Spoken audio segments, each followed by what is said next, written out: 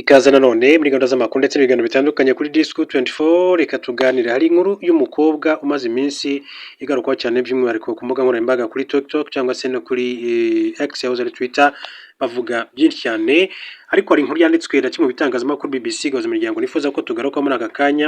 Bayahaye umutwe ugira uti urubyiruko rw'u Rwanda turakennye, kuki ijambo ry'uyu mukobwa ryateje impaka. Amashusho y'umukobwa utanga igitekerezo cy'uburyo ubukene bwugarije urubyiruko mu Rwanda yateje impaka ku mbuga nkoranyambaga nyuma y'uko bamwe bashatse guhuza ibyo yavuze no kurwanya ubutegetsi bw'u Rwanda. Ntibizwi neza igihe uyu mukobwa watangarije iyi video bwa mbere, ariko kuva mu cyumweru gishize yabaye ikiganiro cy'abafite ibitekerezo bidahuye ku ngingo yavuze y'ubukene mu rubyiruko rw'u Rwanda. Uyu mukobwa yumvikana agira ati nubwo tutabivugaho ariko turakennye, urubyiruko rw'u Rwanda turakenye cyane. Yitangaho urugero ko nubwo agaragara neza ariko afite amafaranga 300 gusa. Yongera ati ibi ni ibintu leta ikwiye gukemura kurushaho kuko turakennye, ariko ntabyo babona. Turakennye, ntimukatone dusa neza, urubyiruko rw'u Rwanda turakennye. Ibyo yavuze kuri bamwe ni ishusho nyayo y'uko ibintu byifashe mu rubyiruko rwinshi mu gihugu, ku bandi nta shingiro afite kuko babona leta yashyize imbaraga mu guteza imbere urubyiruko. Mu ntangiriro z'ukwezi kuri TikTok, video ye yakoreshejwe na bamwe mu banenga ubutegetsi bw'u Rwanda mu gushimangira ibyo banenga mu gihugu birimo ubukene. Aha kuri TikTok benshi bayitanze ibitekerezo mu buryo butandukanye. Impaka zarushijeho ubwo umwe mu bakozi ba leta bazwi gukoresha imbuga nkoranyambaga yashyize uyu mukobwa mu bo yita ibigarasha, ijambo ryakoreshejwe bwa mbere na Perezida Paul Kagame mu gusobanura bamwe mu barwanya ubutegetsi bwe nk'abadafite icyo bamaze.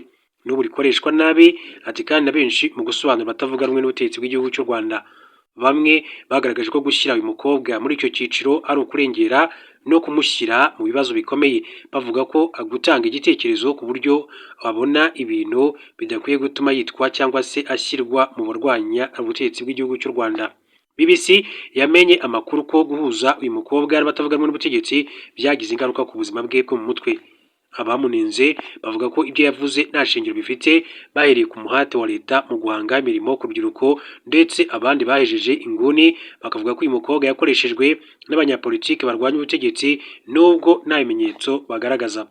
Ku rubuga rwa X asa n'uvuga kuri izi mpaka, Abdallah utuma twishima, minisitiri ufite urubyiruko mu nshingano, yavuze ko ugaragaje ko akennye, ko ashonje cyangwa ko ari kwirwanaho ni ukumutega amatwi tukamwereka amahirwe dushyira hamwe nk'inzego zose. Impaka nk'izi zisobanuye iki? Umwe mu banenze uyu mukobwa yatangiye avuga ko mu Rwanda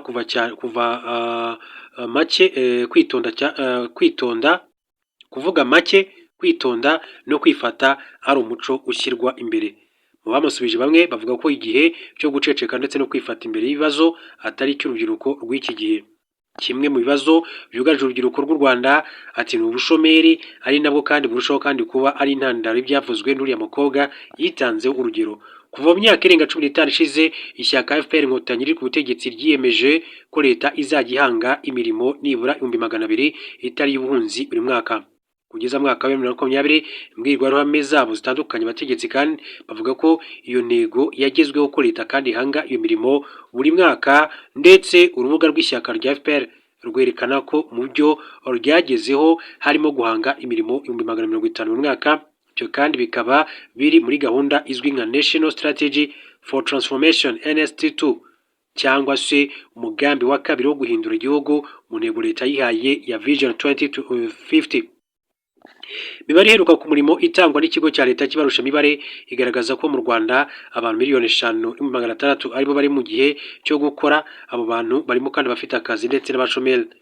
Iyo mibare yo mu gihembwe cya gatatu cya 2025 yerekana ko ubushomeri buri ku gipimo cya 13%, bivuze ko muri rusange umuntu umwe ku bantu 7 bageze igihe cyo gukora ari umushomeri. Imibare y'ubushomeri mu rubyiruko iri kuri 15%, kandi mu bagore iri kuri 16% ugereranyije no mu bagabo 11%. Imibare itangwa na leta ku bushomeri muri rusange n'ubushomeri mu rubyiruko by'umwihariko inengwa n'abatavuga rumwe n'ubutegetsi, bavuga ko iri hasi cyane bagereranyije n'uko ibintu byifashe mu gihugu. Mu gihe urubyiruko kandi rugize igice kinini cyane cy'abaturage b'u Rwanda, nta gushidikanya ko imibare itangwa yemeza ko ubushomeri ari ikibazo gihari mu rubyiruko. Ubushomeri kandi bufatwa nka kimwe mu by'ibanze bitera ubukene. Impaka ziri ku mbuga nkoranyambaga ku gitekerezo cy'umukobwa yatanze no kuri we ubwe zishobora kandi kwerekana urugero rw'ubuhezanguni mu bitekerezo, ati kutihanganirana no kumva ati abatabona ibintu kimwe nawe, ati no kwibasira uruhande mutabona ibintu kimwe kuri bamwe mu Rwanda, ati ibyo bikaba kandi birimo kuboneka ku mpande zombi, ati yaba abo muri leta ndetse batavuga rumwe nayo.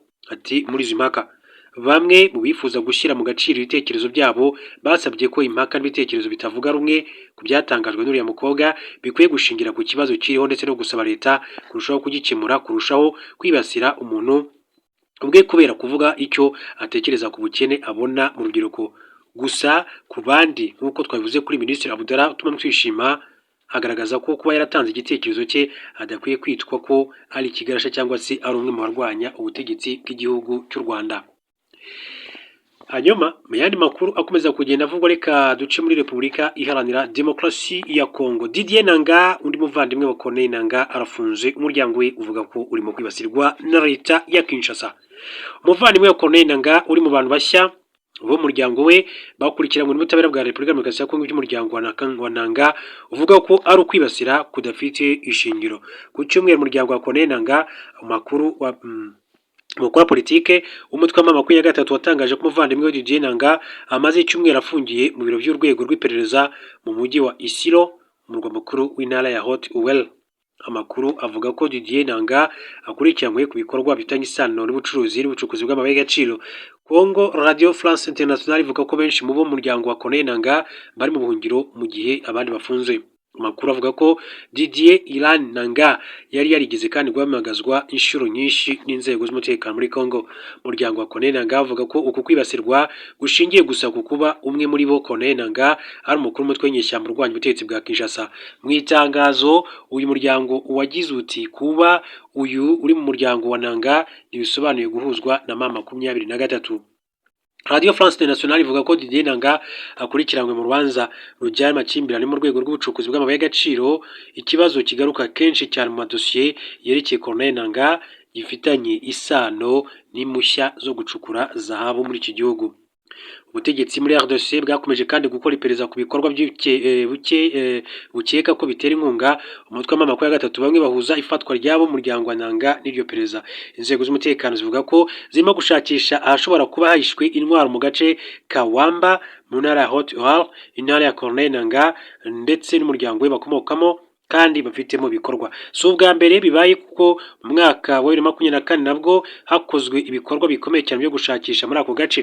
Muri uwo mwaka se wa Corneille Nanga wari ufite imyaka 86 iwe hakozwe igikorwa cyo gusaka ndetse no gushaka ibimenyetso bikozwe n'inzego z'umutekano.